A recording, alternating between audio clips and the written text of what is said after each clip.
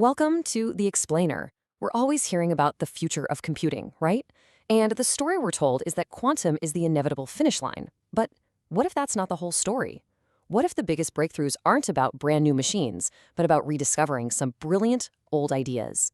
Yeah, you hear it all the time. Quantum computers are coming, and they're going to solve these problems that are just completely impossible for the machines we have now, our classical computers.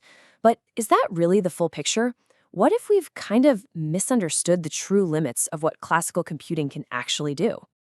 Okay, so for any computer, really, the big bad guy is complexity. There's this thing, it's a huge barrier in fields from physics all the way to finance, and it's called the curse of dimensionality. And what that means is every time you add just one more variable to your problem, you don't just add to the complexity, you multiply it. It creates this data explosion. And that's the wall, right? That's the wall we're told classical computers are just destined to smash into. All right, so let's really take a look at what this so-called wall of complexity is all about. Okay, but this is where the story gets really, really interesting. The assumption has always been that to break through that wall, we just need better hardware, faster, bigger machines. But what if the problem isn't the machine itself?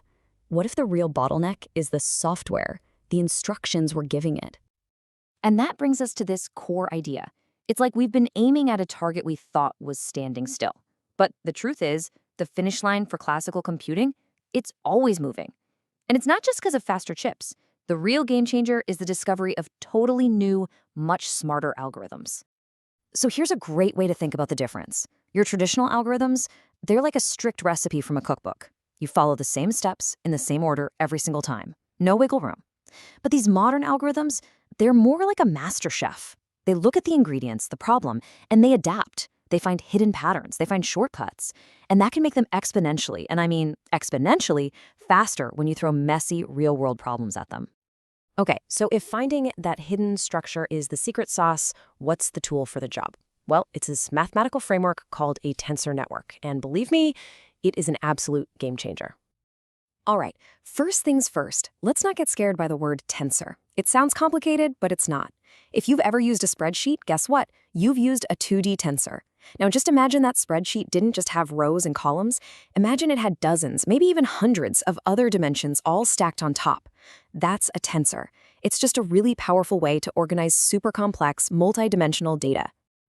And this is where the magic happens. A tensor network is basically like a compression algorithm, but for complexity itself.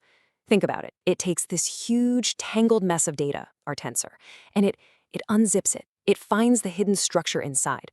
So instead of trying to wrestle with this massive, impossible object, you only have to store a bunch of small, simple pieces and the rules for how they connect. You're not solving the huge problem, you're compressing it. It's just a revolutionary idea. And the impact of this, it's just staggering. We are not talking about making things a little bit faster here. This is an exponential leap. This is a breakthrough that takes a problem you thought needed a supercomputer and lets you solve it on a regular old laptop. It's all about working smarter, not just having a faster machine. So let's look at a real-world example of how this amazing trick was used to, well, basically steal one of the crown jewels of quantum computing. The target was a big one, a legend in the quantum world, actually, the Quantum Fourier Transform, or QFT. Now, this is a really important piece of the puzzle. It's a core part of Shor's algorithm, the one that everyone talks about that could theoretically break all the encryption that keeps our digital world safe. For years, the QFT was the poster child for something that only a quantum computer could handle. Right, so for the longest time, everyone just believed you needed the weirdness of quantum mechanics to make the QFT work. But then researchers discovered something really startling. When you look at the QFT through this new lens of tensor networks, you realize it has a shockingly simple, very compressible structure. It was like discovering this priceless quantum jewel could actually be cut with a completely classical tool. And that leads to this just stunning conclusion. The QFT, it wasn't really a quantum algorithm in the first place. It was a classical algorithm hiding in plain sight, just dressed up in quantum clothing. It was just waiting for the right mathematical key to unlock its true classical nature. And this is not just some theory, okay? Just look at this. For certain types of problems, the difference is just, it's night and day. With the standard method, as the problem gets bigger, the cost just skyrockets. It goes vertical. Impossible. But the tensor network method, look at that line. the cost barely even moves. It stays almost completely flat. It completely tames that exponential beast. So you might be thinking, okay, that's a cool trick, but was it just a one-off? Absolutely not. In fact, this signals a whole new chapter in the race between classical and quantum machines. Just take a look at this recent showdown. Back in 2023, there were huge headlines about a quantum computer simulation that had finally beaten a supercomputer. It was talked about as this massive landmark achievement. But then, the classical computers answered back. Using these exact same tensor network ideas, a new classical algorithm came along and not only solved the very same problem, it actually did it with more accuracy than the fancy quantum machine. So, what's the big takeaway from all this? It's that the future of computing isn't just some simple baton pass from classical to quantum. No way. It's a really exciting, ongoing race where a brilliant piece of software can completely change the game and redefine what our current hardware is even capable of. So that wall we talked about, the one between possible and impossible, it's not a brick wall. It's a moving target.